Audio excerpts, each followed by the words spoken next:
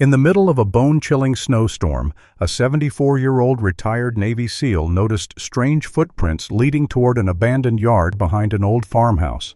When he looked over the fence, he froze. A 19-year-old girl lay unconscious inside a collapsing chicken coop, with a young German Shepherd puppy curled protectively beside her. Without hesitation, the veteran and his loyal dog forced their way inside, checked the girl's breathing, and carefully lifted her from the frozen straw. But as he prepared to carry her home, he discovered a mysterious mark on her neck and a note bearing the name of someone he believed had died years ago. He brought the girl and the puppy into his house and built a fire to save them from freezing, unaware that his act of kindness was about to uncover a dark secret buried beneath the farm. That night, an unfamiliar vehicle stopped outside the gate. His German Shepherd growled in warning, and the newly awakened girl whispered, "They found me." Where are you watching from? Tell us your city or country in the comments, and please like and subscribe to the channel so you won't miss what happens next. On the 12th morning of the coldest winter, Frostmere had known in nearly 50 years, the town shone with a beauty sharp enough to hurt. Sunlight struck the snowbanks and scattered across the frozen lake like broken glass. The white roofs, bare orchards, and shuttered boat sheds looked newly made beneath the pale blue sky.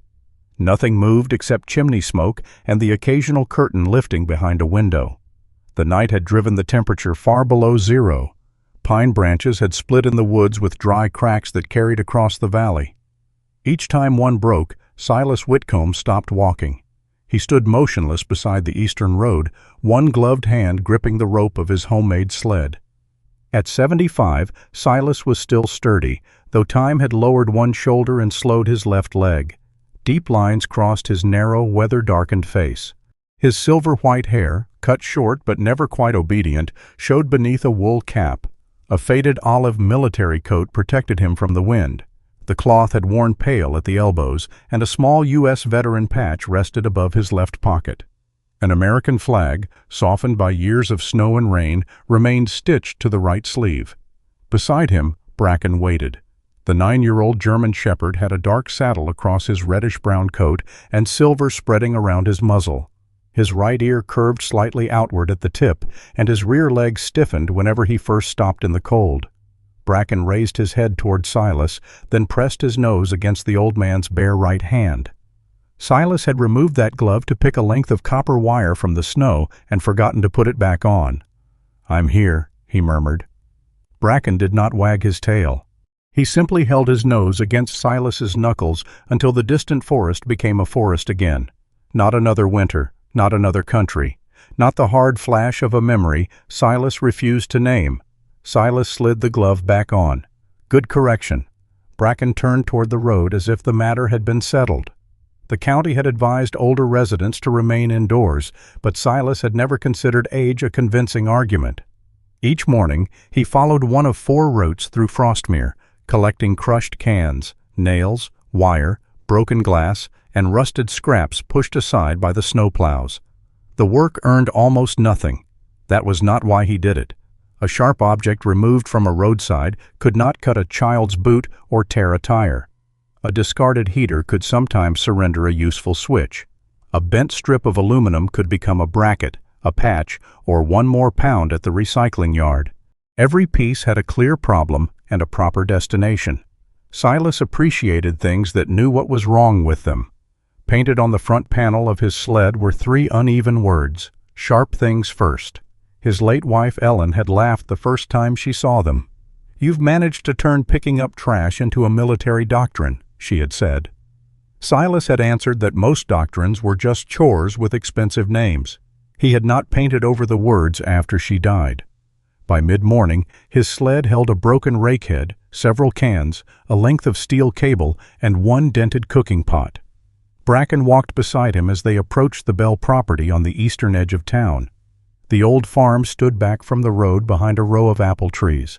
Snow clung to every branch, turning the orchard into a white maze.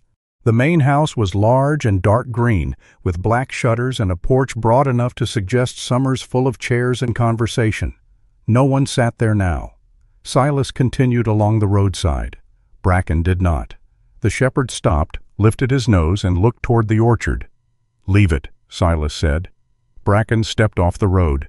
His paws broke through the clean snow as he moved between the trees, his body low and deliberate.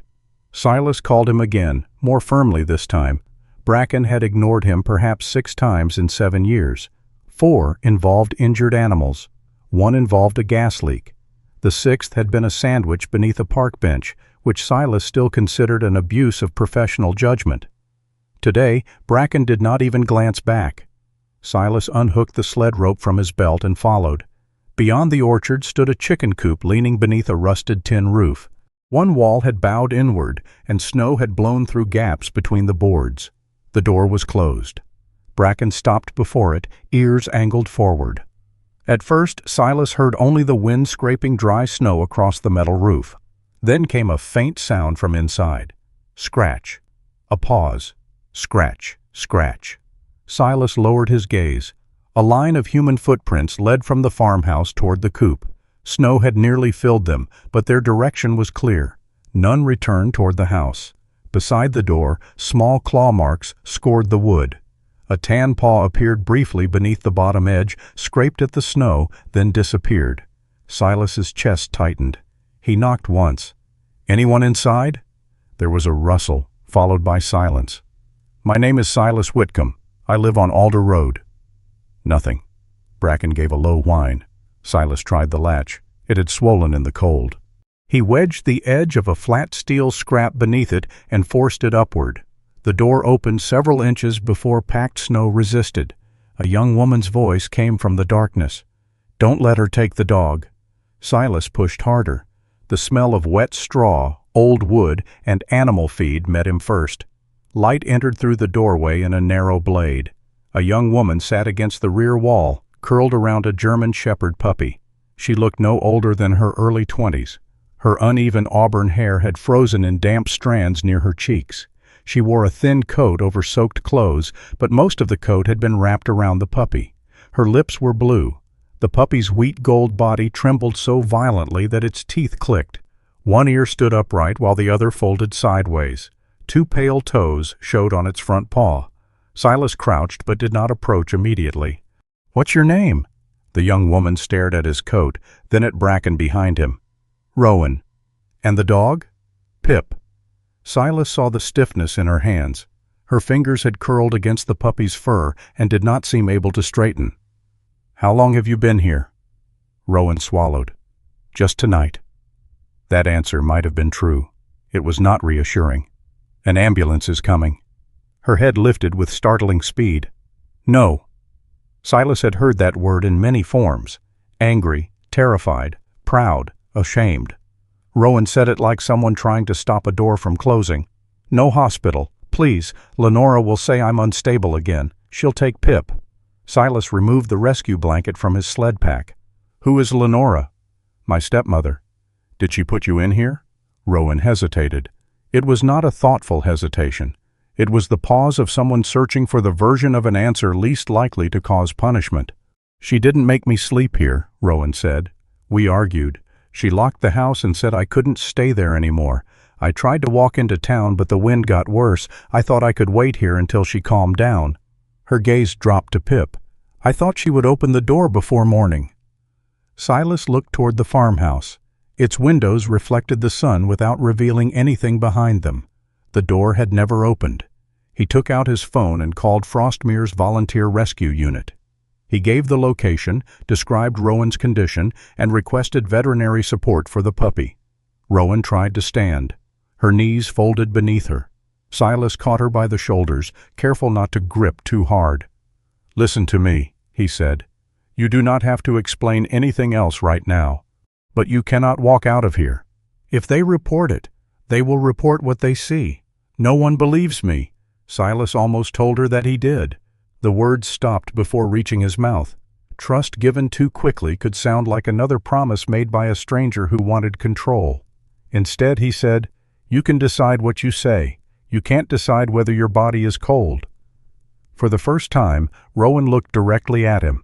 There was anger in her eyes. Silas found that encouraging. Anger required warmth.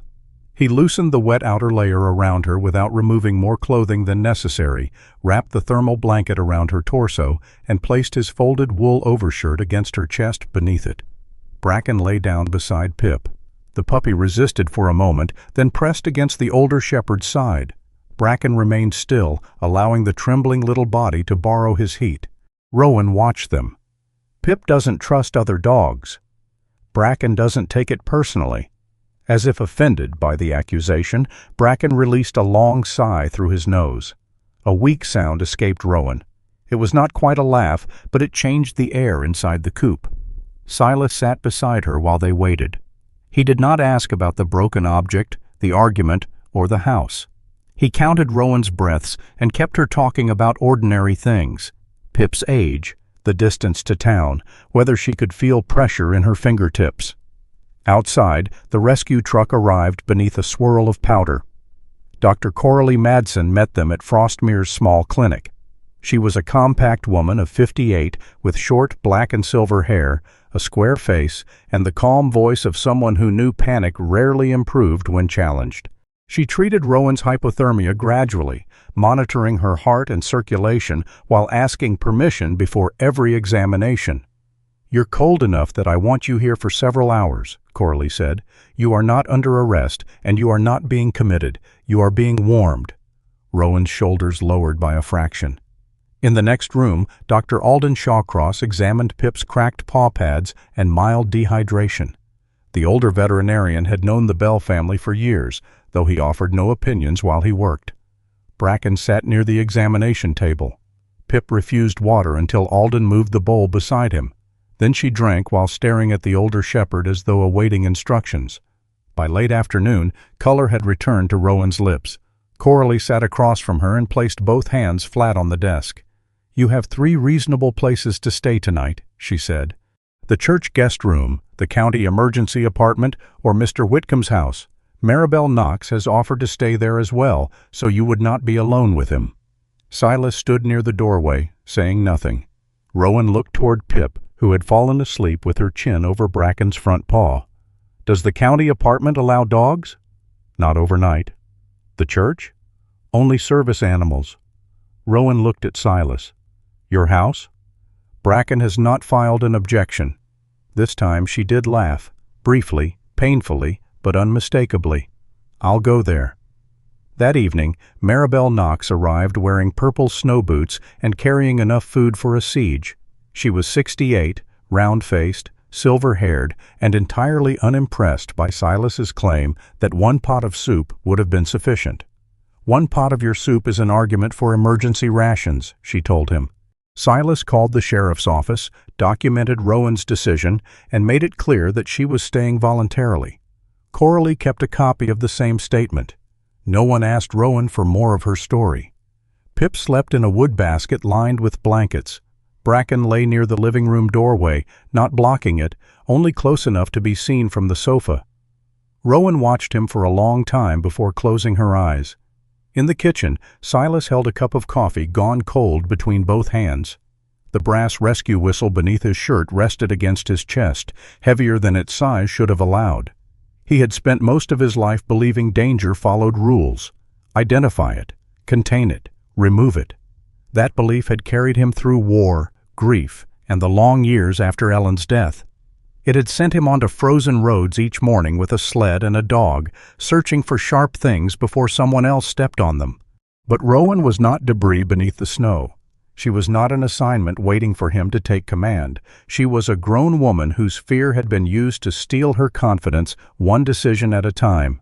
If Silas meant to help her, he would have to do something far harder than rescue her from a freezing building. He would have to keep the door open without deciding which way she should walk through it. For the first 3 days at Silas Whitcomb's house, Rowan spoke mostly in practical sentences. Pip needed water. The bandage on her paw was slipping.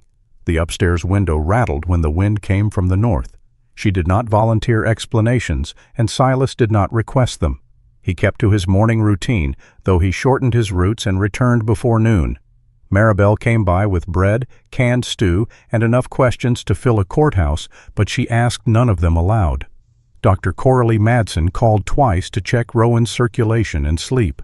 Dr. Alden Shawcross sent ointment for Pip's paw pads and a warning that puppies regarded medical instructions as personal insults. The house adjusted around Rowan without announcing that it was doing so. A clean towel appeared in the bathroom. A second mug was left near the coffee pot. Silas moved an old chair so Rowan could see both the front door and the living room window from where she sat. He pretended the change was for better light. Rowan pretended to believe him. On the fourth morning, snow tapped softly against the kitchen glass while Silas repaired a broken buckle from his scrap sled. Bracken slept beneath the table. Pip was attempting to drag one of Silas's wool socks through a gap beneath the pantry door. Rowan sat with both hands around a cup of tea. "My father died 8 months ago," she said. Silas did not stop working. He had learned long ago that looking too quickly at a frightened person could make honesty retreat. "Everett Bell," Rowan continued. "He had the stroke in April. He never came home from the hospital." Her voice remained level, but her right thumb kept rubbing the same small chip in the mug's rim. Lenora was his second wife. They were married 6 years. Silas tightened the buckle screw. "What happened after he died?" Rowan looked toward the living room, where Pip had finally succeeded in stealing the sock and was now walking backward with it. "Everyone started using words I didn't understand. Probate, executor, temporary authority, estate inventory." Lenora had spoken those words with smooth confidence, placing forms on the dining table and explaining that grief made people careless. Rowan should let an adult handle things until she felt better. Rowan had been 20 years old, sleeping 2 hours a night, and still expecting to hear Everett's boots on the porch. When Lenora said the old will allowed her to remain in the main house and manage the estate temporarily, Rowan did not challenge her. "She said I still had an interest in some of the property," Rowan said, "but that it might take years to sort out." "Did you see the will?" "Parts of it." "Did you have a lawyer?" Lenora said hiring one would drain the estate. Silas placed the buckle on the table. This time Rowan noticed his silence. "She made it sound reasonable," Rowan said defensively. "I didn't say otherwise." "You were thinking it." "I was thinking she benefited from you not having one." Rowan's shoulders tightened. Silas immediately recognized the change. He had crossed from listening into command without moving from his chair. He leaned back.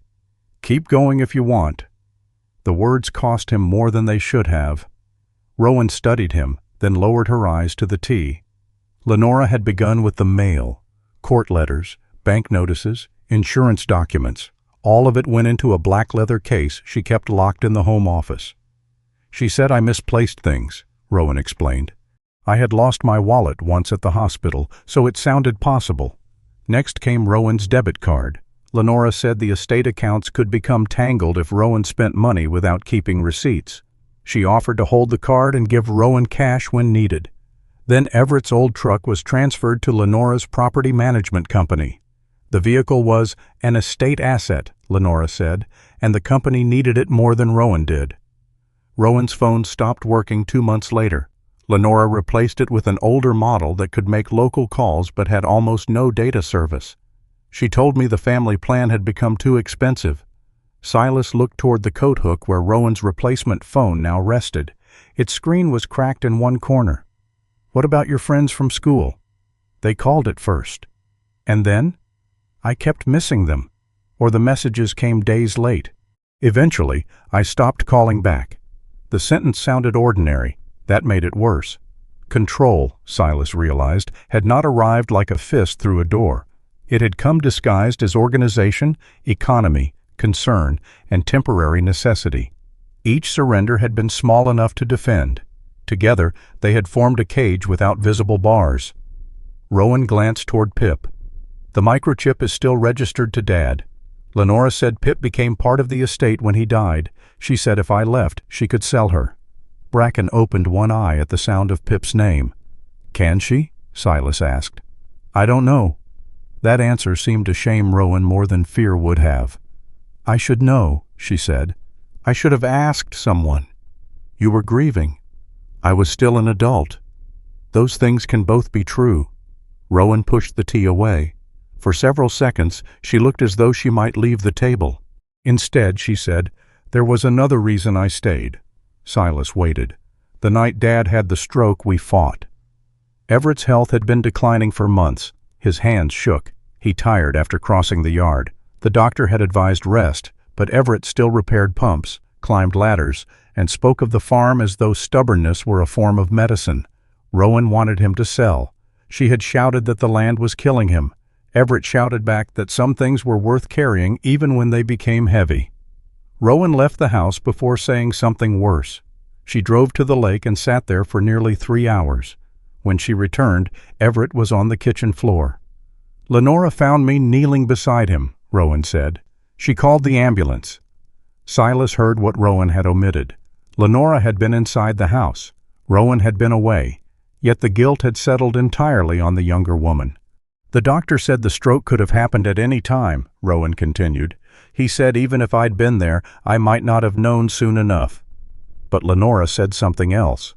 Rowan's eyes fixed on the falling snow. "She said if I hadn't walked out, Dad might have gotten help sooner." Pip wandered into the kitchen with Silas's sock clenched in her mouth. She stopped beside Rowan and dropped it on her boot. Rowan stared down. The puppy nudged the sock forward, as though presenting evidence in a case no one else understood.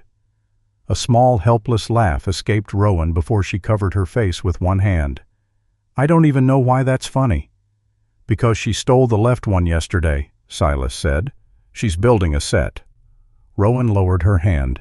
The laughter faded, but something in her expression remained loosened. Silas reached for the brass whistle beneath his shirt, pressed it once through the fabric, then let it go. "I'm going to the farm," he said. Rowan's face closed immediately. "No. I only intend to speak with her." "That is exactly what she expects." Silas stood. "She locked you outside in weather that could have killed you. And if you go there angry, she'll tell everyone you threatened her." "I won't threaten her." "You don't have to. You look like a threat when you're being polite." Silas opened his mouth. Rowan stood as well, though the sudden movement made her grip the table. "I don't need another person deciding what happens because he thinks he knows better." The kitchen went still. Even Pip stopped chewing the sock. Silas felt the first answer rise in him, quick, certain, efficient. Rowan was vulnerable. Lenora had already demonstrated cruelty. Delay created risk. Every instinct told him action was protection. Then he remembered Rowan in the clinic, watching each person who entered the room as though they might take ownership of her future. Silas sat back down. "What do you want done?" Rowan seemed unprepared for the question. "I don't know yet." "Then that is the answer." She looked at him for several seconds. "Thank you." Silas grunted and retrieved his sock from Pip. The next step came from Alden Shawcross. That afternoon, the veterinarian arrived carrying a paper folder and smelling faintly of antiseptic, wet wool, and the peppermint candies he kept in every coat pocket. He was 63, narrow-shouldered, with a white mustache and the patient expression of a man accustomed to being distrusted by animals. He placed Pip's records on the kitchen table. "Everett registered the original microchip," Alden explained. "But Rowan attended every vaccination appointment after the first. She paid for food through my clinic account, and Everett wrote her name here as the intended caretaker if he became unable to manage the dog." He tapped a handwritten note on the intake form. It was not a formal transfer of ownership. It would not settle every legal question, but it showed a pattern. Lenora could not simply sell Pip without risking a dispute over estate property and animal welfare. Rowan read the line twice. Her father's handwriting leaned slightly to the right. "Rowan will keep her. She needs something that chooses her every day." Rowan turned the page over before anyone could see her face. Alden did not pretend not to notice. He only moved on to Pip's next vaccination date. The legal help arrived through Gideon Price, whom Coralie recommended. Gideon came to the house 2 days later in a charcoal wool coat, carrying a battered brown leather case patched at one corner. He was 46, thin, and looked as though sleep had become an administrative inconvenience. He listened without interrupting, using a fountain pen for facts and a pencil for uncertainties. When Rowan finished, Gideon explained that Lenora's temporary authority over the estate did not make her the unquestioned owner of everything. Rowan could request an independent inventory and ask the probate court to limit the sale or transfer of disputed property until the records were reviewed. "I cannot promise the court will grant everything," he said, "but asking for transparency is not an attack." Rowan signed nothing that day. Gideon left copies and told her to read them in her own time. Silas approved of him for that reason alone. The house's furnace began screaming that evening. It had produced a high metallic whine every winter for 3 years. Silas dealt with it by turning the radio louder. Rowan stood beside the vent and tilted her head. "That sound is not normal. It has been consistent. So is a toothache." She opened the furnace panel while Silas held a flashlight. Within minutes, she found a failing pressure regulator valve.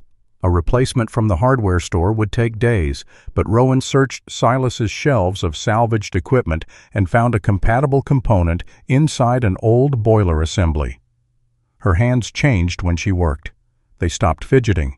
Her shoulders straightened. She named each piece quietly, tested the connections, cleaned the fitting, and installed the replacement with the yellow-handled screwdriver she carried in her pocket. When the furnace restarted, the metallic whine was gone. The silence surprised Silas. He had lived with the noise so long that its absence made the whole house feel larger. Rowan wiped her hands on a rag. "That should hold until spring, then you need a full inspection." Silas looked at the machine, then at her. "How much?" "For what?" "The repair. You pulled me out of a chicken coop." "That was not a business arrangement."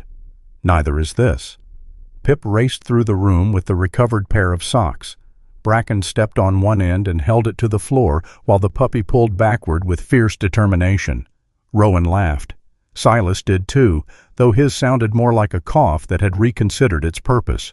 Later, Maribel arrived with a box of old Frostmere meeting minutes.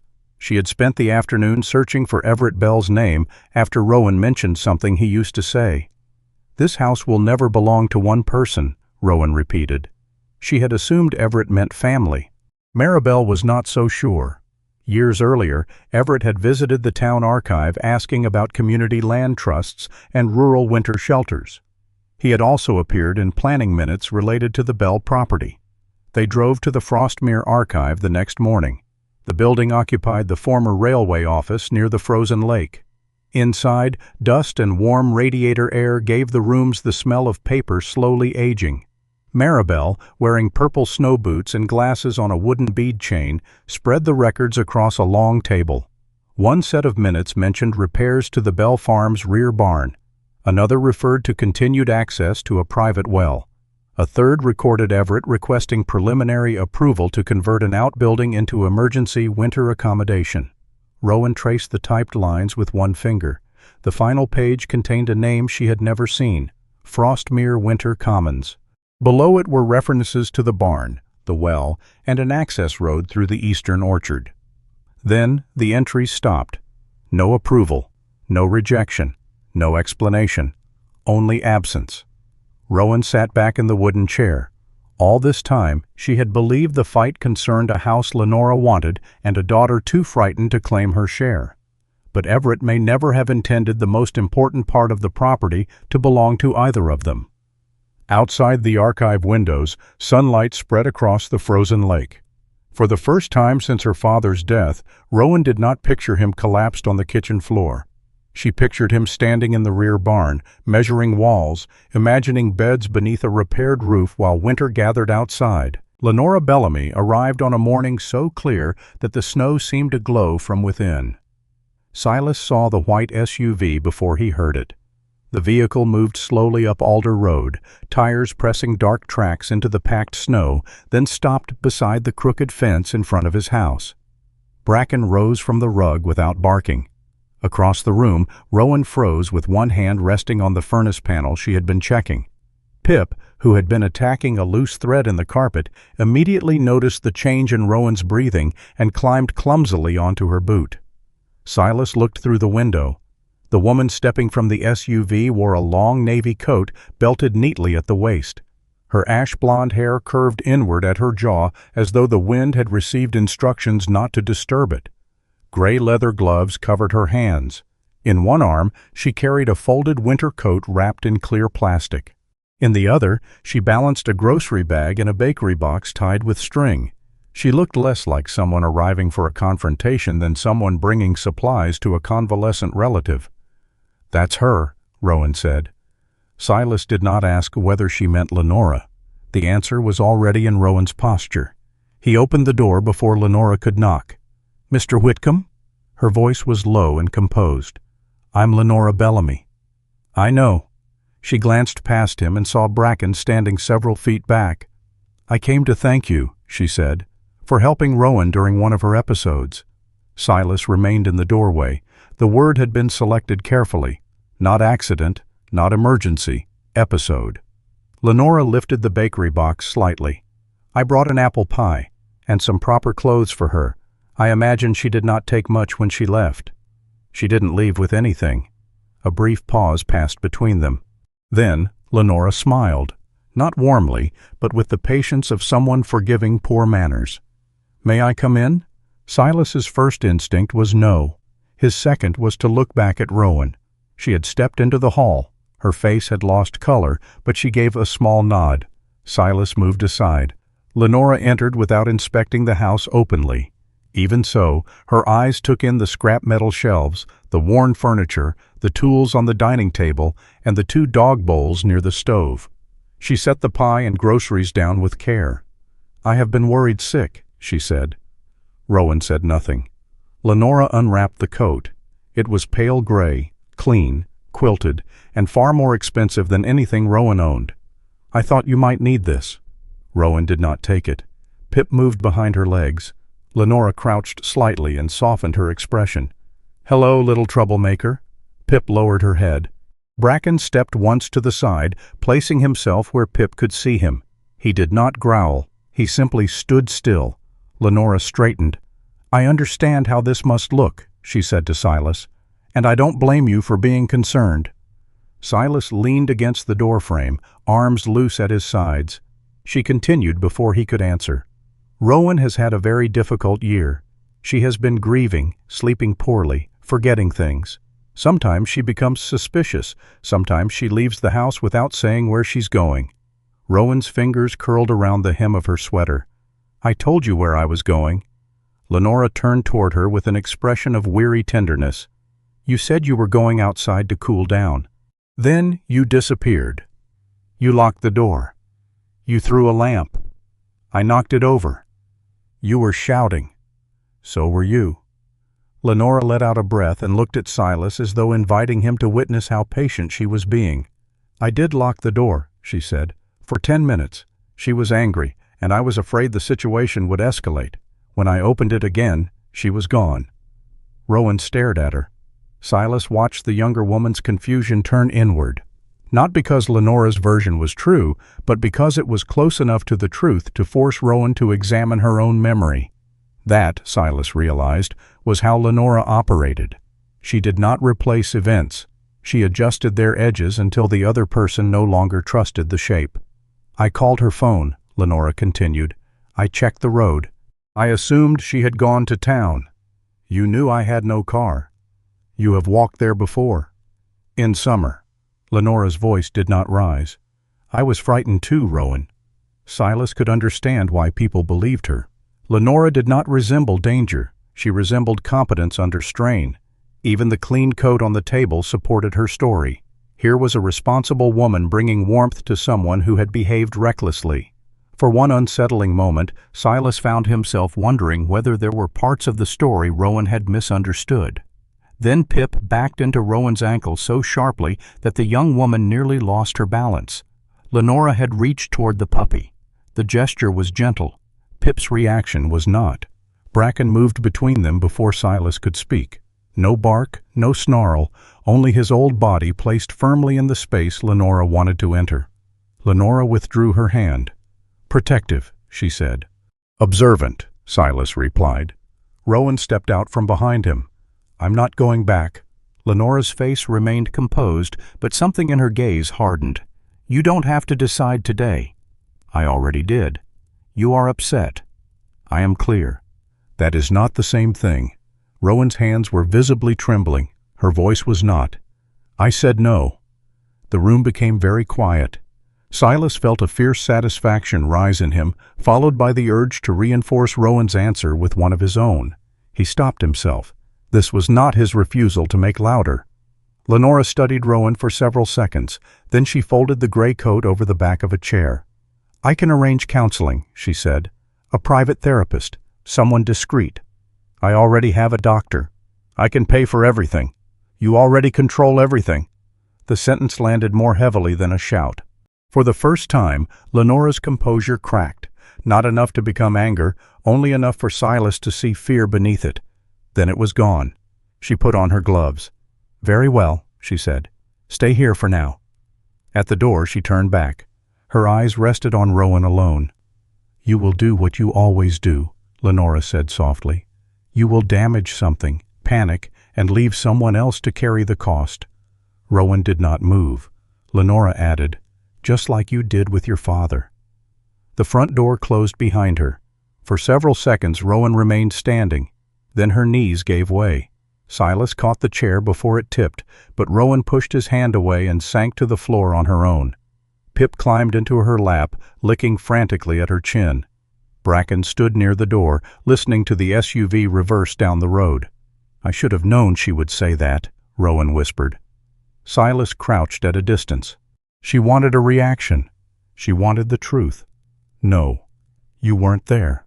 "No," he said again, more quietly. "I wasn't." That afternoon, Coralie came to the house. She sat with Rowan at the kitchen table while Silas remained outside splitting wood, close enough to be called but far enough not to turn the conversation into an audience. Coralie asked Rowan to recount the night Everett suffered the stroke in order, without interpreting it. The argument had begun over medical bills. Everett had climbed onto the barn roof that morning despite dizziness. Rowan told him he could not keep working as though his body were a machine that would obey from fear alone. She wanted him to sell the farm, pay for treatment, and move into town. Everett accused her of wanting to abandon everything he had built. Rowan accused him of choosing land over his own daughter. Then she left.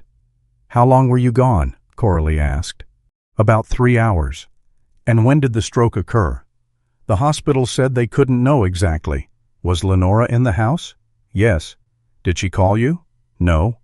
"Did the physician ever say your presence would have prevented it?" Rowan looked down. "No." Coralie leaned back. "Then there is grief. There is regret. There is an argument you wish had ended differently. None of those things are proof that you caused his stroke." Rowan pressed the heels of her hands against her eyes. "But if I had stayed, you might have found him sooner, or Lenora might have, or he might have collapsed while alone in the barn the next day. The mind prefers guilt because guilt creates an illusion of control." Rowan lowered her hands. Coralie's voice remained steady. "If everything was your fault, then the world would at least make sense.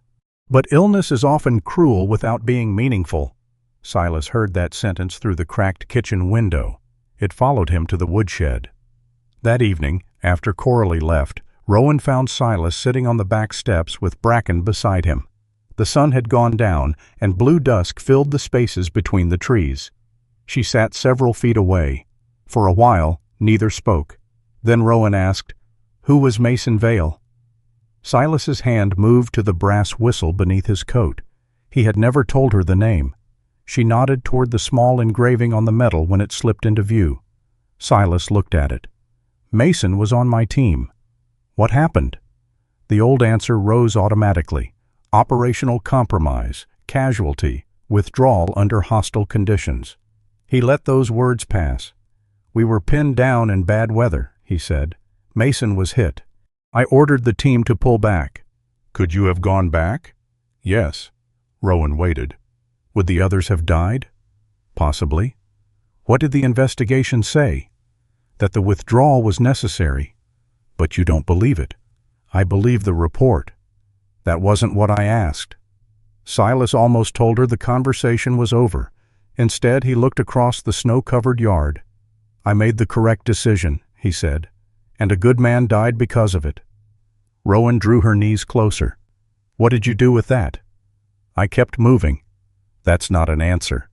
"I collected sharp things from roads and pretended it was." The honesty surprised both of them. Bracken rested his chin on Silas's boot.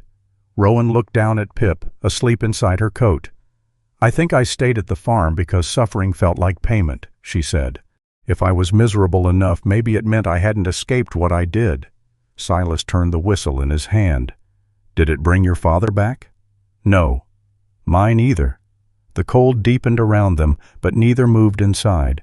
They were not healed. They had not forgiven themselves. They had only recognized that both had built punishment into the shape of ordinary life. Sometimes recognition was the first crack in a locked room. 2 days later, Gideon arrived with news. He spread several public filings across Silas's dining table. Lenora's property management company carried more debt than anyone in Frostmere appeared to know. A failed development outside Bangor had left her personally exposed to creditors. She was negotiating with North Star Leisure Group to develop the Bell property into a winter resort with cabins, a restaurant, and lake access. The agreement is not complete, Gideon said.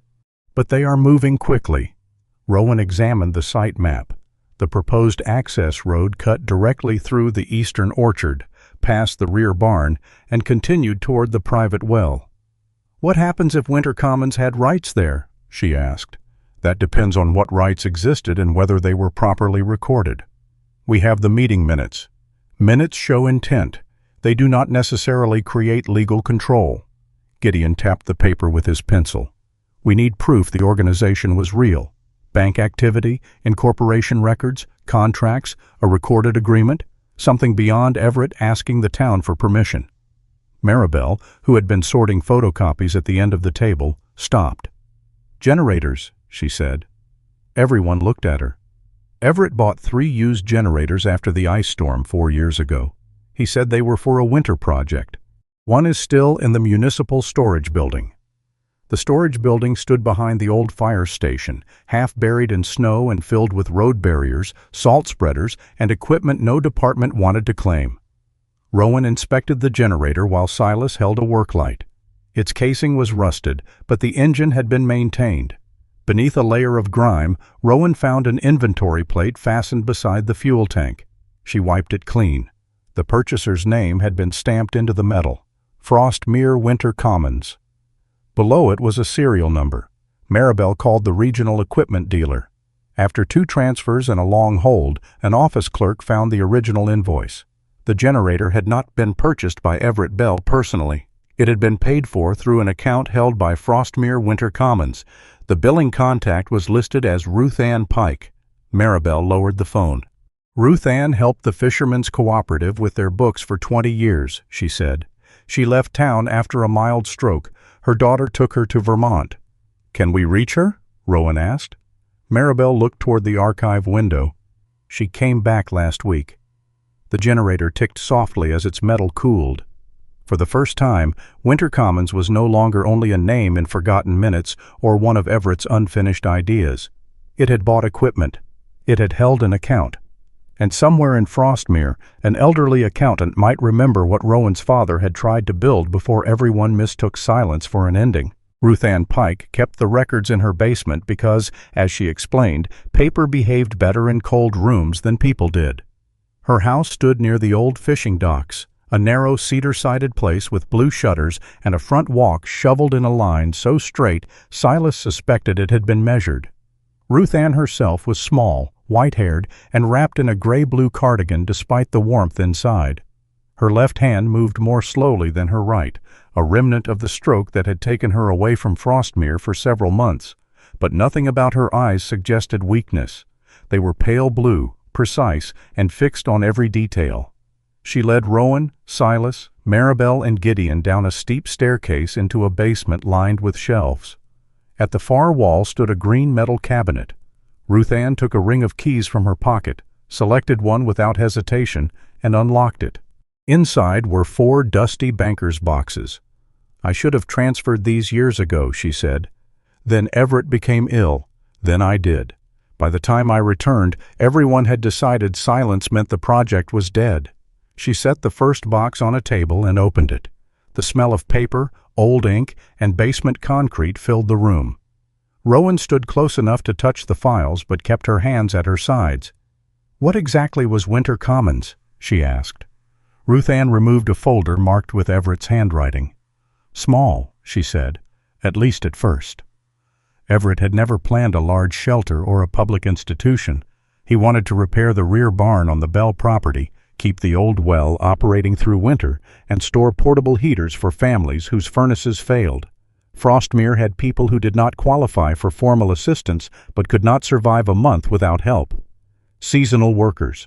Widows in houses too large to heat. Veterans living in vehicles because they would not enter shelters. Families who could pay rent but not a $600 emergency repair. Everett hated applications, Ruth Ann said. He said winter did not wait for forms to be processed. Maribel smiled faintly. That sounds like him. Ruth Ann found the articles of incorporation. Frostmere Winter Commons had been registered as a small non-profit. Everett, Ruth Ann, Reverend Tobias Wren, and 2 local tradesmen had formed the original board. There were bank statements, equipment invoices, fuel purchases, and handwritten minutes from meetings held around Everett's kitchen table. This was no longer a rumor. It had structure. Ruth Ann opened another folder and took out a notarized agreement. Everett had granted Winter Commons long-term use of the rear barn, the private well, and an access road cutting through the eastern orchard.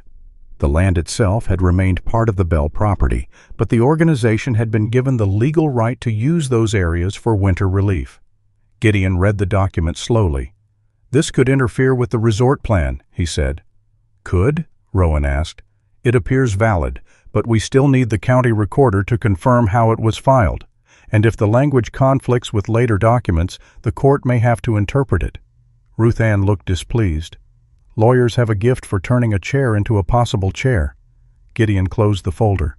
A cautious chair is harder to break. Even Silas smiled at that. Ruth Ann explained what happened next. Everett's health deteriorated. Ruth Ann suffered her stroke. Tobias assumed the project had been abandoned when meetings stopped. The organization remained legally registered but ceased regular operations. Lenora had seen some of the documents while handling the estate. She appeared to have concluded that Winter Commons lacked the people, money, and will to enforce its rights. She may have believed that, Gideon said. Or hoped everyone else would, Maribel replied. Ruth Ann's mouth tightened. She asked me once whether an inactive non-profit could still hold an agreement. I told her to speak with an attorney. Rowan looked up. When? About 3 months after Everett died. That detail changed the room. Lenora had not simply failed to discover Winter Commons. She had known enough to ask whether it still mattered. Before anyone could respond, footsteps sounded on the basement stairs. A woman in a dark green coat came down carrying a slim metal file case. Naomi Calderidge was 49, tall and composed, with black hair twisted into a low knot and several silver strands visible at the front. She greeted Ruth Ann first, then placed the case on the table. I represent the organization, she said, not Rowan personally. That distinction needs to remain clear. Gideon nodded. I represent Rowan's interests in the estate, which may overlap with Winter Commons, and may not. Rowan looked from one lawyer to the other. For the first time, she understood that finding proof had not simplified anything. It had created more directions in which her life could be pulled. Naomi reviewed the incorporation records and the use agreement. She agreed the documents might be enforceable, but the organization would need an active board, verified filings, and evidence that its charitable purpose had not been abandoned. Then Ruth Ann handed her a final folder. Inside was a page titled Board Succession Recommendation. Everett had proposed Rowan Bell as a future board member. The recommendation was not automatic. It would become valid only if Rowan accepted after reaching adulthood and after the board formally reconvened. Rowan read the paragraph twice. Her face changed. No. No one answered. He knew I wanted to leave, she said. Ruth Ann folded her hands. He knew. I told him I wanted to finish school. I told him I didn't want the farm. This is not ownership of the farm, Naomi said. It is still a chain. It is an invitation. It came from a dead man. That makes it difficult to decline politely. Silas watched Rowan close the folder with more force than necessary. Gideon spoke carefully. You can refuse the board position and still pursue your personal rights in the estate. Naomi turned toward him. If she refuses, the organization will need another qualified successor. Given its current state, failure to rebuild the board could place the agreement at risk. So if I leave, it dies, Rowan said. "I did not say that." "You did not have to." The basement seemed suddenly too small. Rowan pushed past the table and went upstairs. Silas followed several moments later, not close enough to make it seem like pursuit. Outside, Rowan crossed the road toward the frozen lake. Bracken went with her. Silas stopped at Ruth Ann's gate. The dog did not look back for permission. Rowan walked onto the snow-covered shoreline where the lake stretched beneath a pale blue afternoon. Wind moved loose snow across the ice in silver ribbons. Bracken followed at a distance of several yards. When Rowan stopped, he stopped. When she began walking again, he moved only enough to remain near. He did not press his nose into her hand. He did not block her path or pull at her coat. He simply refused to disappear. Rowan reached an old wooden bench half buried beside the shore and sat down. Her shoulders shook before the first sound escaped her. "I don't want to be his unfinished work," she said. Bracken lowered himself into the snow. "My father made everything sound noble after he had already decided what everyone else should sacrifice." The dog watched the lake. "He wanted me to stay. Lenora wanted me to stay. Now the lawyers want me to stay for different reasons." Bracken gave no answer. "That is probably why people like talking to dogs." He yawned. Rowan laughed once through her tears. Then she looked at him. "You could drag me back." Bracken remained where he was. The realization came slowly. Silas's dog had followed her, but he had not tried to choose her direction. He had left space between them while making it clear she was not alone. Loyalty, Rowan thought, was not always a hand closing around your wrist. Sometimes it was a presence far enough away that you could still move. When she finally stood, Bracken rose with difficulty, his stiff rear leg taking a moment to straighten. Rowan waited for him. They returned to Ruth Ann's house side by side. Inside, everyone was still gathered around the table. No one asked Rowan where she had gone. "I'm not accepting the board position," she said. Naomi nodded once. "Not yet," Rowan added. Silas saw Ruth Ann breathe out. "I want to know what Winter Commons actually did," Rowan continued. "Not what the papers say. I want to know who Dad helped and what he expected this place to become." That question took them across Frostmere for the next 4 days. The first person was Amos Cale, a former Army mechanic who had lived in a van after losing his job and marriage in the same winter. Everett had allowed him to park behind the barn and run an extension cord to a heater. "He never asked about my service," Amos said. "He asked if the van leaked." The second was a family of timber workers who had lost heat during a January storm. Everett repaired their furnace without charge and left before breakfast because, according to the mother, he did not know how to accept pancakes without looking suspicious. A widow named Pearl Donnelly showed Rowan the portable heater Everett had delivered after her oil tank ran dry. "He told me it belonged to the Commons," Pearl said. "I thought that meant the town." In a way, Rowan realized, it had. The last was a former electrician named Darius Cole who had lost work after an injury. Everett paid him to rewire the rear barn, even though the project was never completed. "He said charity that humiliates people is just power wearing a clean shirt," Darius told her. Rowan thought of Lenora's pale gray coat. Each story gave her a version of her father she had not known. That hurt more than she expected. She had spent his final year begging him to rest, while he quietly spent what strength remained helping strangers. Part of her admired him. Another part wanted to shake him for giving pieces of himself to everyone except the daughter standing in his kitchen.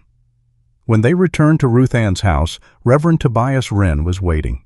He was tall and thin, with swept-back gray hair, a short salt and pepper beard, and flowers still clinging to one sleeve of his navy work coat. A small wooden cross hung at his chest, one side slightly uneven. "I owe you an apology," he said to Rowan. "For what?" "For believing the project ended because Everett stopped calling." Tobias had served on the first board and helped organize food deliveries. When Everett became ill, Tobias assumed the silence meant he had changed his mind. "I should have come to the farm," he said. "I should have asked twice." "Why didn't Dad tell me?" Rowan asked. Tobias looked toward the boxes. "He said you wanted your own life." "Then why nominate me?" "He hoped you might choose it. He was afraid asking you directly would make it feel like duty." Rowan looked down at Everett's recommendation. He failed. Yes, Tobias said. He did. There was no defense in his voice. He tried to leave you a choice, Tobias continued, but he died before he explained how to refuse it. That night, Rowan sat at Silas's kitchen table with the board document in front of her. Pip slept under the chair. Bracken lay near the stove. Silas poured coffee and waited. "I'm not promising to stay in Frostmere," Rowan said. "You shouldn't. I'm not giving up school." "Good. And I don't want everyone treating this like Dad chose my future." Silas took the chair across from her. "What are you choosing?" Rowan looked at the paper but did not sign it. "I'll help Winter Commons operate through this winter. I'll find out what needs to be done, help rebuild the board, and make sure Lenora cannot erase it before the court decides anything." "And after winter?" "I decide again." Silas nodded. No ceremony followed. No one handed Rowan a key or called the moment destiny. She had not accepted an inheritance. She had accepted a limited responsibility with an ending she was allowed to define. For the first time since Everett died, Rowan chose something connected to him without confusing love with obedience. The pattern first appeared as a column of small charges. Rowan had spent most of the morning at Ruth Ann Pike's dining table, sorting copies of maintenance records from Lenora's property management company. The documents had been produced after Gideon requested an independent review of the estate's business interests. At first, the entries looked ordinary: furnace inspection, emergency valve replacement, carbon monoxide detector service, winter heating surcharge. But the same addresses appeared again and again, sometimes charged for parts that had no matching purchase invoices. Rowan ran one finger down the page. This house paid for a regulator valve twice in 6 months. Ruth Ann adjusted her glasses. Could be a bookkeeping error. And this one paid for a detector replacement, but there's no receipt for the detector. Could also be a bookkeeping error. Rowan pointed to 3 more addresses. Ruth Ann's mouth flattened. 5 errors become a method. One of the houses belonged to the Navarro family, timber workers who had known Everett. They lived in a narrow rental near the old mill road, where wind pushed snow beneath the porch steps and the front windows had been sealed with clear plastic. Elena Navarro invited Rowan inside after Gideon explained the inspection consent form. The house smelled faintly of damp wool and kerosene. 2 children were at school. Elena's husband was working an overnight shift at a logging yard. A portable heater stood in the center of the living room, glowing orange beside a pile of blankets. "The furnace runs for 10 minutes, Elena said, then shuts down." "How long has it been doing that?" "Since November." Rowan crouched beside the unit. The access panel screws had been stripped. Someone had opened it repeatedly with the wrong tool. She checked the fuel line first. The shut-off valve had been turned almost completely closed. Not broken. Not frozen. Closed. She examined the carbon monoxide detector near the hallway. Its casing looked new, but no light blinked. Inside, the battery compartment had been left empty. The exhaust pipe had been patched with a section of flexible material not rated for furnace heat. A dark stain marked the wall where fumes had begun to escape. Rowan stood slowly. "Has anyone in the house had headaches?" Elena's expression changed. "My husband. The children too sometimes. We thought it was the cold." Rowan opened 2 windows despite the temperature. "Take everyone somewhere else tonight." Elena looked toward the heater. "We don't have anywhere else." "You do now." The words left Rowan before she had decided how to make them true. By afternoon, 3 more tenants had called. Gideon prepared written permission for each inspection. Rowan documented what she saw without removing major components. She photographed serial numbers, damaged pipes, disconnected sensors, and maintenance stickers that claimed work had been completed. At one address, the furnace filter had not been changed in years. At another, a pressure switch had been bypassed with twisted wire. One tenant produced receipts showing he had paid a repair fee every month since October. The repairs existed only on paper. The county sent Calvin Ruskell 2 days later. Calvin arrived in a blue-black reflective work coat, carrying a hard case, and wearing the expression of a man who had already decided the situation would waste his time. He was 55, broad through the chest, with a gray mustache and haircut so short his wool cap barely had anything to flatten. "I inspect structures," he told Rowan outside the Navarro house. "I do not referee family disputes." "Good," Rowan said. "The furnace doesn't know who my stepmother is." Calvin looked at her once, then entered. He said little during the inspection. He tested the exhaust, checked the detector, measured the fuel flow, and examined the repair patch. The more he saw, the quieter he became. When he finished, he removed a small yellow level from his pocket and placed it against the exhaust pipe. The bubble slid hard to one side. "This was not installed by anyone licensed," he said. "No," Rowan replied. Calvin moved through the other houses with the same reluctance and the same increasingly grim silence. By sunset, he had issued emergency correction notices for 4 properties and ordered temporary heating or relocation for the affected tenants. "This does not prove who ordered what," he warned. "It proves these buildings are unsafe." "That is enough for today," Rowan said. It was more than enough for the tenants. Once one family spoke publicly, others followed. People brought receipts, messages, photographs of leaking pipes, and records of maintenance requests marked completed despite no worker ever arriving.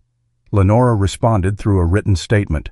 The tenants, she said, had misused equipment, blocked vents, removed detector batteries, and delayed reporting problems.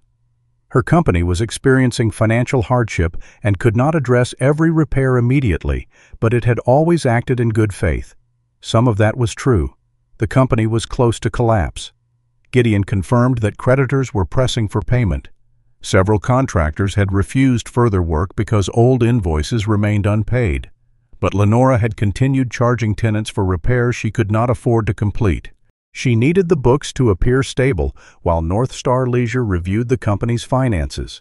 The danger inside the houses had become a line item she hoped no one would inspect closely. Winter Commons moved before the court did. Silas loaded portable heaters onto his scrap sled and hauled them through the snow, one house at a time. His painted words, "Sharp things first," disappeared beneath coils of extension cord and boxes of smoke detectors. Maribel organized blankets from the library basement and rejected every stained donation with the authority of a customs officer. Tobias opened the church kitchen and kept soup simmering from dawn until night. The old bell barn became the center of everything. Volunteers swept out broken straw, repaired loose boards, and set up folding cots along the inner wall. The well pump still worked after Rowan replaced a corroded relay. Portable generators stood outside beneath temporary shelters. Merrick Sloan offered his garage for repairs. He was 43, broad-shouldered and permanently marked by engine grease, with a white paint pen tucked behind one ear. His steel blue work jacket carried his name over the left pocket. He examined one of the old generators and gave Rowan a skeptical look. "This machine is older than you. It has better maintenance records." That was unkind. It was accurate. Merrick smiled despite himself. He supported keeping people warm. He also supported some version of the resort project, which made him one of the few volunteers willing to argue with Rowan while helping her. "Frostmere needs jobs," he said as they replaced a fuel hose. "Not only emergency funds and donated blankets.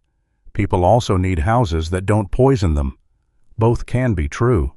Not if one is built by hiding the other." Merrick set down his wrench. "You think stopping development saves the town. It might only freeze it more slowly."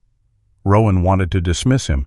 Instead, she looked through the garage door at 3 men waiting for temporary work. All had grown up in Frostmere. 2 were considering leaving by spring.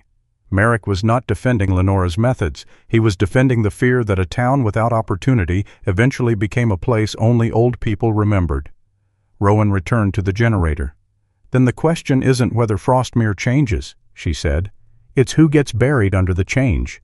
Merrick picked up the wrench again. "That," he said, "is at least the right argument." Pip changed during those weeks.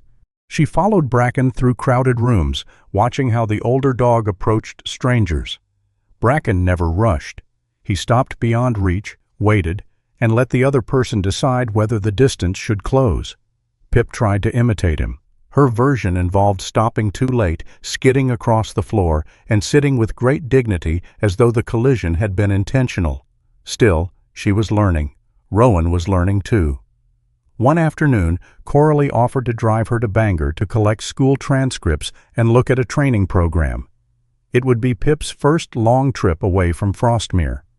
Rowan packed water, food, a blanket, and more supplies than any 5-month-old dog could reasonably require. When she opened the car door, Pip backed away. "Come on," Rowan said. Pip lowered herself to the ground. Rowan reached for her collar. The puppy twisted free and fled beneath Silas's porch. Rowan knelt in the snow, frustration rising. "We have to go." Bracken stood several feet away, watching. Pip pressed herself against the foundation, trembling. The sight stopped Rowan. She had planned the trip, chosen the route, prepared the supplies, and assumed Pip would follow because the decision was sensible.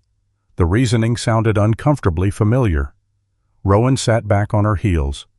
"I'm doing it too," she whispered.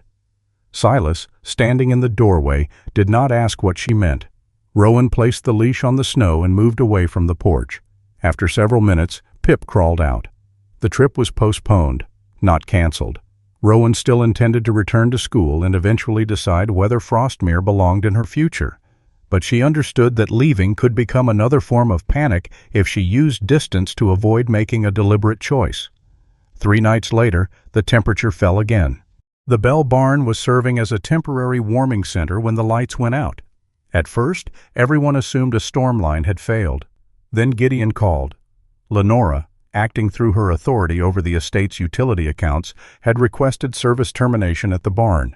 She claimed the building was not approved for public occupancy and that the estate would not accept liability. The electric company had followed the request without knowing people were inside. Volunteers switched to the generators. Rowan and Merrick had one running within minutes. The second refused to start. The third carried too much of the load. A space heater clicked on, then another. The generator's pitch rose. Rowan turned toward it. "Shut down the east circuit." Before Merrick reached the panel, the overloaded transfer unit burst. The explosion was not large. It threw sparks, shattered a plastic housing, and filled the barn with the smell of burned insulation. People screamed. Silas dropped to one knee. The barn disappeared from his eyes. He saw another winter, another dark structure, snow-driven sideways by rotor wash. His hands searched the floor. "Mason!"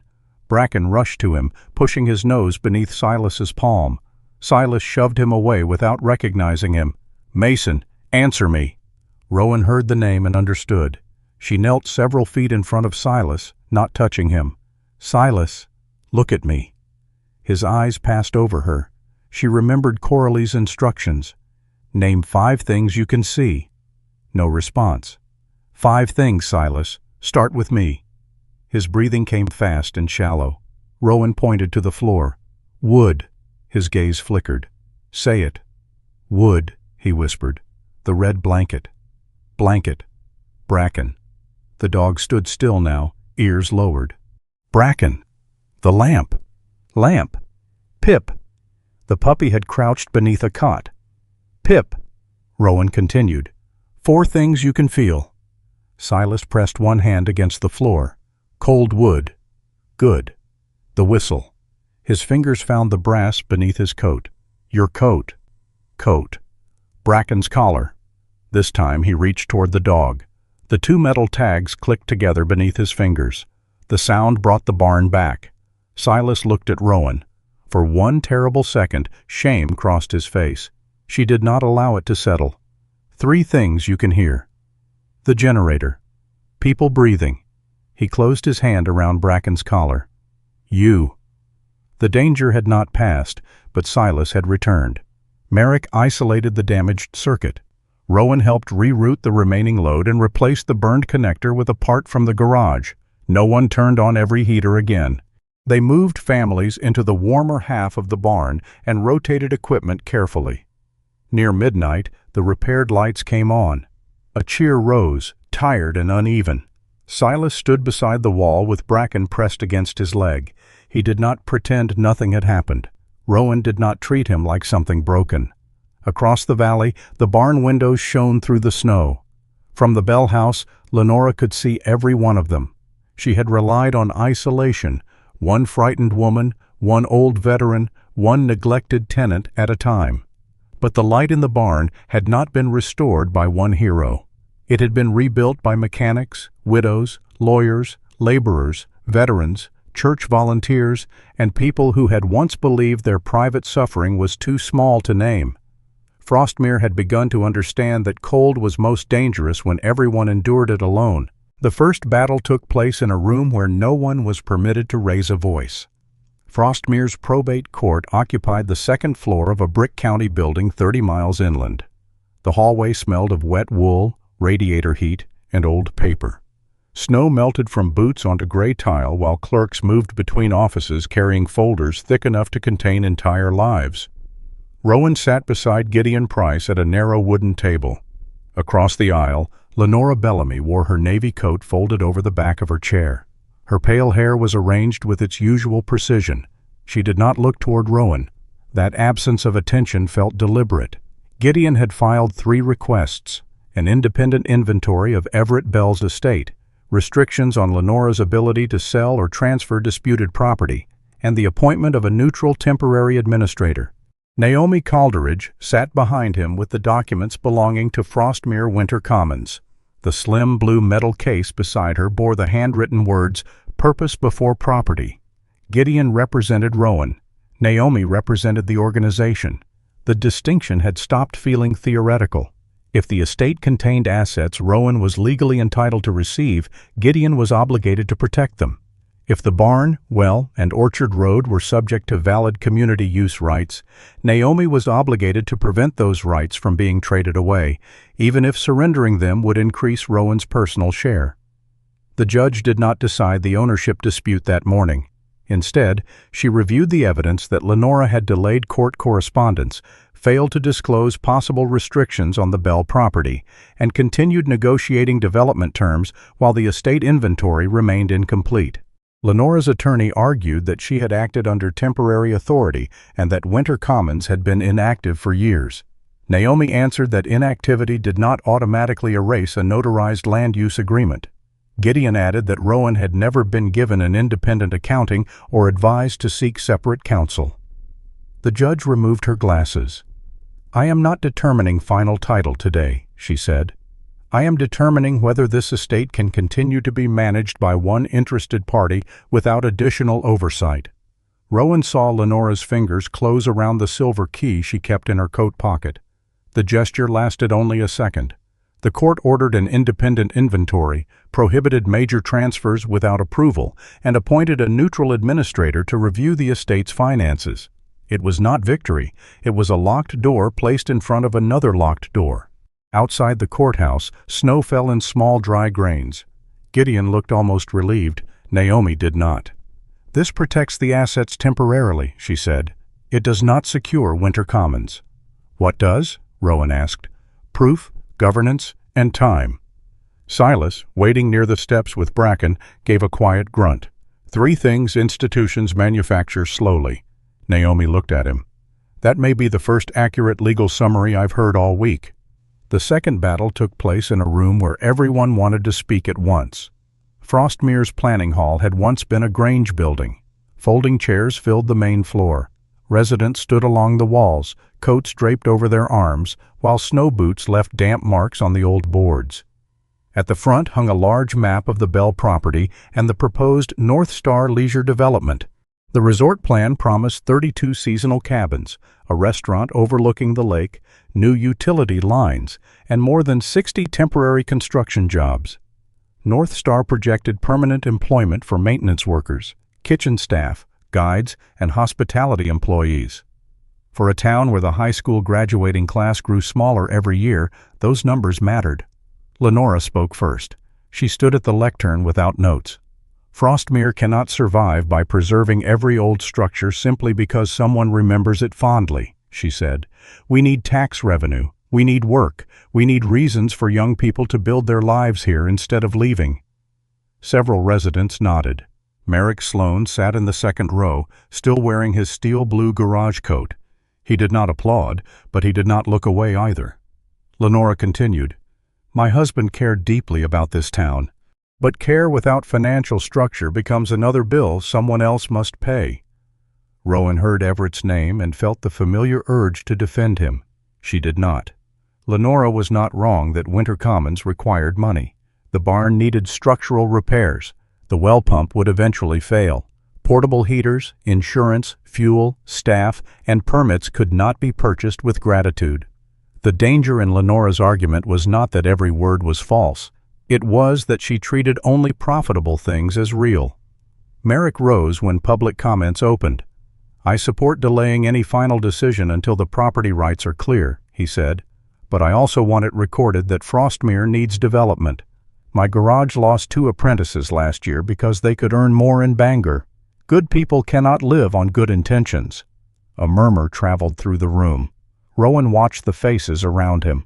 Some belonged to tenants whose furnaces had failed. Others belonged to shop owners who had watched winter business disappear. The town was not divided into kind people and cruel people. It was divided into people afraid of losing different things. When Rowan's name was called, she carried no speech to the lectern. She placed Calvin Ruskell's inspection reports on the table first. "These are not arguments against jobs," she said. "They are records of houses where people paid repair fees and still lived with blocked fuel lines, unsafe exhaust systems, and missing carbon monoxide protection." Calvin stood near the wall with his arms folded. When asked to confirm the findings, he did so without drama. 4 properties required emergency corrective action, he said. 2 presented immediate exposure risks. The violations are documented. Responsibility for authorizing the conditions is still under review. Elena Navarro described her children's headaches.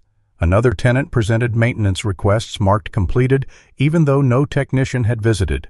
Ruth Ann Pike explained the formation of Winter Commons, her small frame nearly hidden behind the lectern.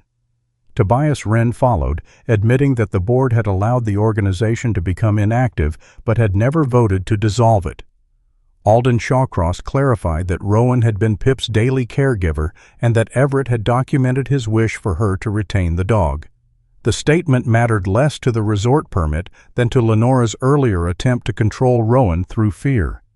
Gideon then introduced copies of delayed court notices and development disclosures that omitted the unresolved use agreement. Lenora listened without interruption. When her turn came again, she did not deny the company's financial trouble. "Yes," she said, "my business is in debt." The admission unsettled the room more than another denial would have. "I invested in a housing project that failed. Contractors walked away. Interest accumulated. I have spent 2 years preventing employees from losing their jobs." She looked toward Rowan. "Everett gave away labor, fuel, land access, and equipment because saying yes made him feel decent. He left the cost to the people who remained."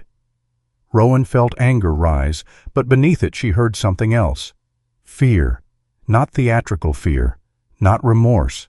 The old disciplined terror of someone who had once possessed nothing and had decided never to depend on kindness again.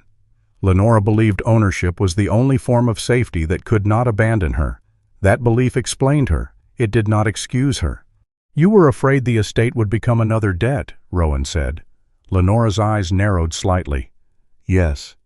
So you hid the parts that interfered with the sale." "I preserved what could still be preserved." "For whom?" The question silenced the room. Lenora did not answer. Rowan turned toward the planning board. "I am not asking Frostmere to reject every development proposal. I am asking the town not to build prosperity by erasing obligations that already exist." She placed a single page beside the map. Her proposal was not polished enough to be a final agreement. It was a framework. The resort permit should remain paused until the land use rights were verified. The barn, well, and eastern access road should remain under Winter Commons if the agreement was upheld.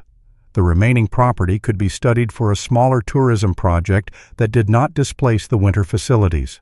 Any future development it should contribute to a housing and heating fund. Winter Commons itself should have a board made up of multiple voices: a tenant representative, a veteran, a local business owner, a legal or financial member, and a community representative. "No one person should control it," Rowan said. "Not Lenora, not me, not even someone with good intentions." From the back of the room, Silas lowered his gaze. The sentence reached him too. A planning board member asked Rowan whether she intended to remain in Frostmere permanently. The old pressure returned at once, the expectation that she prove commitment by surrendering her future. "No," Rowan said. A murmur moved through the room. She gripped the lectern but continued. "I intend to help rebuild Winter Commons through this winter and serve a limited term if the board is restored. After that, I will decide again." One board member frowned. Why should the town trust a plan led by someone who may leave? Rowan looked across the room at Merrick, Elena, Ruth Ann, Tobias, Calvin, Maribel, Gideon, Naomi, Silas, and the people who had spent nights repairing heaters. Because it should not depend on me. The answer changed something. Not everyone agreed with her proposal. But the conversation no longer concerned whether Rowan was devoted enough to inherit her father's role. It concerned whether the town could build a structure that survived the departure of any one person. The board voted 4-1 to postpone North Star's permit until the property restrictions, utility access, and housing violations were resolved. No one cheered immediately. The decision did not create jobs. It did not repair the barn. It did not settle ownership or repay tenants. It only prevented a permanent choice from being made before the truth was complete. Outside, reporters from 2 regional papers waited near the steps. Rowan declined to speak. Lenora walked past her toward the white SUV. For a moment, they stood close enough that Rowan could smell the clean wool of her coat. "You think committees will protect you?" Lenora said. "No," Rowan replied. "I think they make it harder for one frightened person to control everyone else." Lenora's face tightened. Rowan expected anger. Instead, Lenora looked tired. Then she entered the SUV and drove away. The months that followed contained no grand revelation. They contained spreadsheets. The neutral administrator reviewed accounts, property transfers, maintenance fees, tax filings, and contracts. County officials verified the recorded use agreement. Engineers inspected the barn. Insurance agents produced numbers that made Tobias remove his glasses and pray with unusual intensity. North Star withdrew its original proposal but left open the possibility of a smaller project. Lenora entered negotiations rather than risk a longer civil case. Winter Commons rebuilt its board. Ruth Ann agreed to remain temporarily while training a younger bookkeeper. Tobias accepted responsibility for food operations. Merrick agreed to represent local business interests after extracting a promise that meetings would not be held before 7 in the morning. Elena Navarro became the tenant representative. Rowan accepted a 1-year term. The document contained a clear end date. She read that line 3 times before signing. Silas watched from the corner of Ruth Ann's dining room. "You can still leave," he said afterward. "I know." "Good." She looked at him. "You sound disappointed." "I am practicing not being." The hardest signature belonged to Silas. Winter Commons needed money for structural repairs. Naomi found a civilian veterans housing organization that offered matching grants, but the application required a sponsoring veteran to describe the local need and participate in an interview. Silas had avoided veterans groups for years. He disliked rooms where men compared wars, medals, injuries, and methods of surviving afterward. He disliked being thanked. He disliked answering questions about Mason. For 3 days, the application sat unopened on his kitchen table. Bracken slept beneath it. Rowan never reminded him. On the 4th morning, Silas put on his olive coat, fastened the brass whistle beneath his shirt, and called the number. A woman answered. Silas nearly hung up. Instead, he said, "My name is Silas Whitcomb. I am calling because my town has a barn that needs a roof, wiring, insulation, and more money than pride can provide." The woman asked him to explain the project. Silas looked through the window. Outside, Rowan and Merrick were measuring lumber. Pip chased the end of the tape while Bracken watched with the exhausted dignity of an old teacher. Silas began to speak. He did not present himself as the man who would save Winter Commons. He described the people already doing the work. When the call ended, his hand was shaking. Rowan came inside and placed a mug of coffee near him. "How bad was it?" "Worse than hostile fire." "Did you survive?" "Unclear." She sat across from him. Silas looked at the grant notes he had written. All his life, he had believed strength meant becoming the person others could rely on when everything failed. He was only beginning to understand the other half. Sometimes, strength was admitting the load existed before it crushed you. Sometimes it was calling someone who might help carry it. Winter returned to Frostmere without asking whether the town was ready. By the first week of December, snow had settled over the orchard, the frozen lake, the roofs of the old mill houses, and the narrow road leading to what had once been Everett Bell's rear barn. The building no longer leaned beneath its own neglect. A new roof rested over reinforced beams. 6 small rooms lined the eastern wall, each with a bed, a chair, a lockable cabinet, and a window facing the orchard. The central space held a long dining table, shelves of donated books, and a wood stove surrounded by worn armchairs.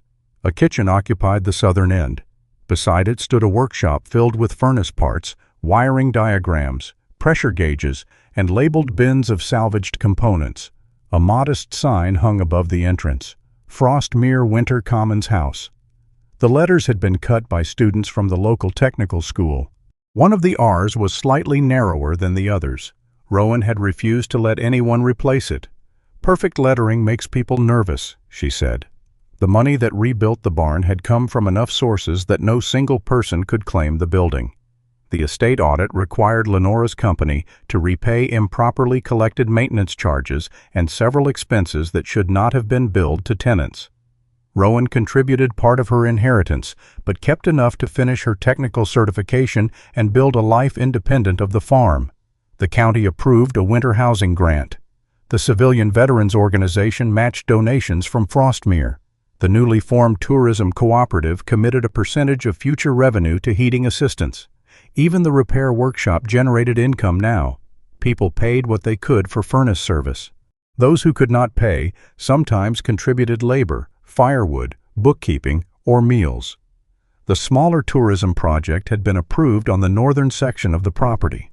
It offered fewer cabins than North Star's original plan, employed local workers, and operated under restrictions protecting the Orchard Road, well, and Winter Commons grounds. Merrick Sloan served on the Economic Oversight Committee and complained regularly that committee chairs used too many words. Naomi Calderidge remained legal counsel. Reverend Tobias Wren ran the kitchen, though no one had given him authority over the coffee after he tried replacing it with an herbal substitute. Ruth Ann Pike trained a young bookkeeper named Celia Ward, insisting that every financial account have at least 2 authorized people and every important record exist in more than one location. "No organization should become helpless because one old woman gets sick," Ruth Ann said. Celia had wisely avoided mentioning the word old again. Rowan worked in the repair shop 5 days a week. She had completed her certification in heating systems and rented the apartment above the workshop. The rooms were small, but the windows looked over the orchard, and every object inside had arrived because she chose it. Not because Lenora permitted it. Not because Everett left it. Not because fear made it easier to remain. The main Bell house had been sold to a small housing cooperative.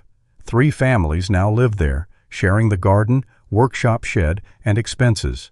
Rowan occasionally crossed the yard and saw children's boots on the porch. The site no longer felt like someone else had taken her home. It felt like the house had finally become too large to belong to one story.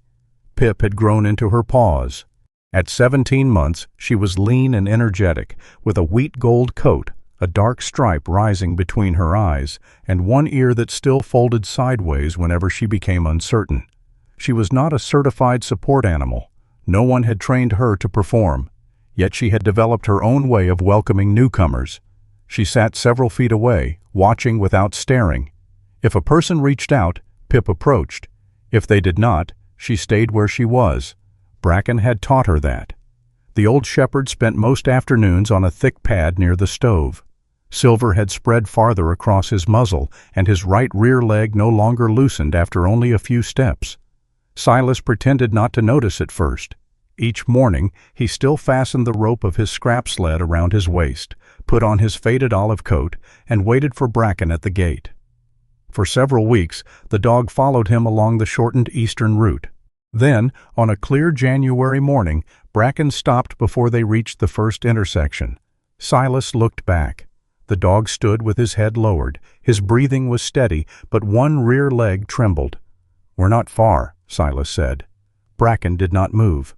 Silas glanced toward the road ahead. Metal glinted near the snowbank. A discarded can had been crushed beneath a tire. Farther on, a coil of wire lay partly buried. There were sharp things waiting. For most of his life, Silas had considered discomfort an instruction to continue. Cold meant adjust your clothing. Pain meant check for damage and proceed if possible. Exhaustion meant someone else might need the strength you had left. Bracken shifted his weight and nearly lost his balance. Silas released the rope. He walked back, knelt, and placed one gloved hand beneath the dog's chest. "That's enough." The words felt wrong in his mouth. Bracken leaned briefly against him. Silas turned the sled around. They went only as far as the end of Alder Road that morning. The crushed can and the wire remained where they were until noon, when 3 technical school students collected them as part of the new Frostmere recycling crew. Silas saw the items in their cart later. The town had not become careless because he stopped. That truth brought relief and grief in equal measure. He had built the recycling group with local veterans, students, retired tradespeople, and several residents who simply wanted a reason to leave their houses during winter. The collected metal funded small repairs at Winter Commons. The group did more talking than Silas preferred. At first, he only assigned routes and demonstrated how to handle sharp material safely. Eventually, the veterans began mentioning names, people they had served with, people who had not come home, people who had returned but never found a way to remain. One afternoon, a younger veteran asked about the brass whistle around Silas's neck. Silas held it in his palm. For years, he had answered that question with one sentence: it belonged to a friend. This time, he said, his name was Mason Vale. The room grew quiet. Silas told them Mason laughed too loudly, hated powdered eggs, and once carried a broken radio for 20 miles because he refused to admit it could not be repaired. He did not describe the final mission, not yet, but Mason became a man in the room instead of a death hidden inside a piece of brass. That was enough for one day. Lenora left Frostmere in early spring. The estate's settlement required repayment, full financial disclosure, and the sale of her property management company.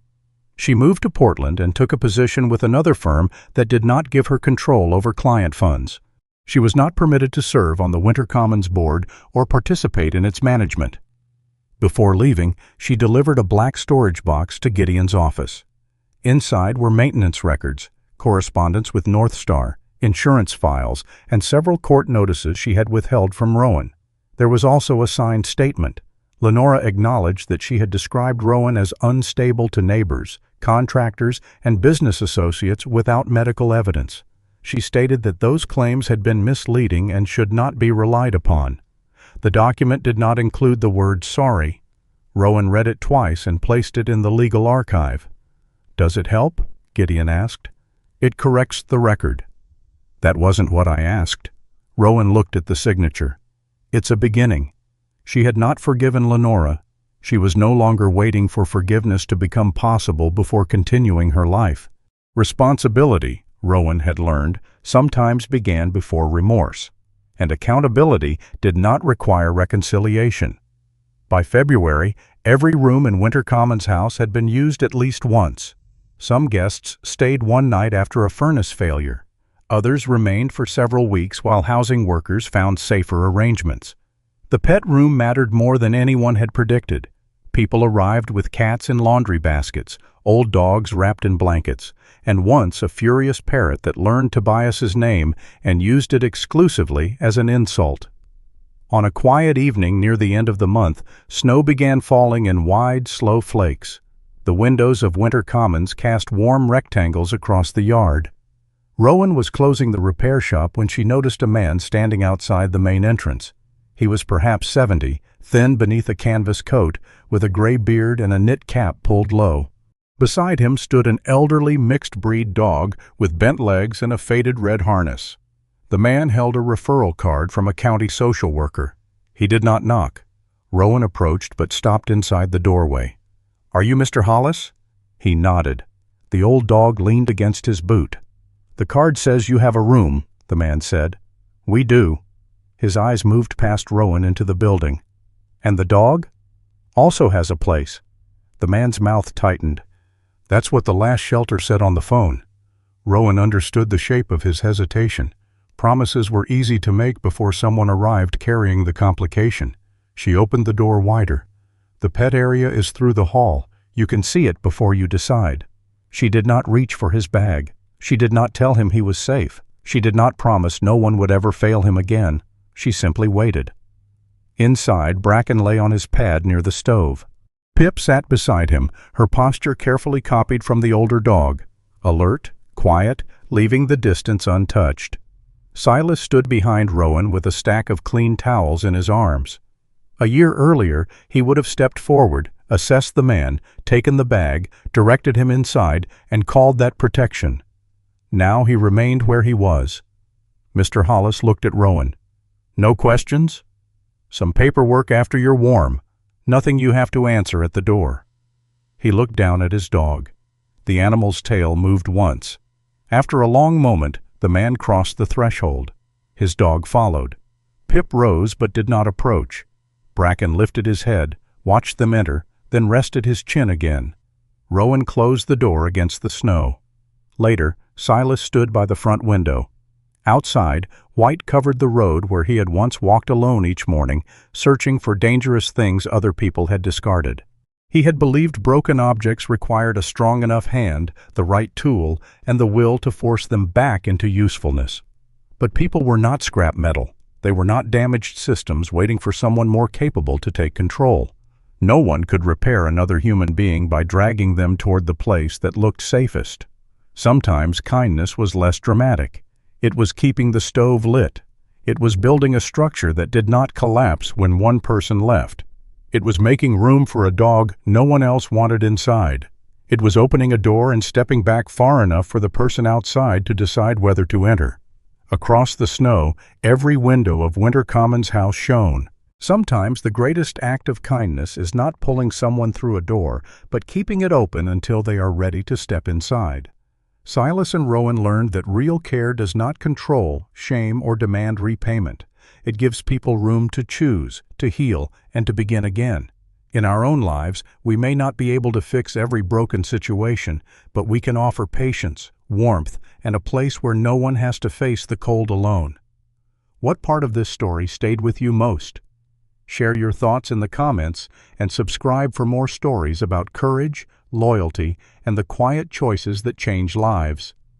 May peace find your home, and may you always have the strength to hold the door open for someone who needs hope.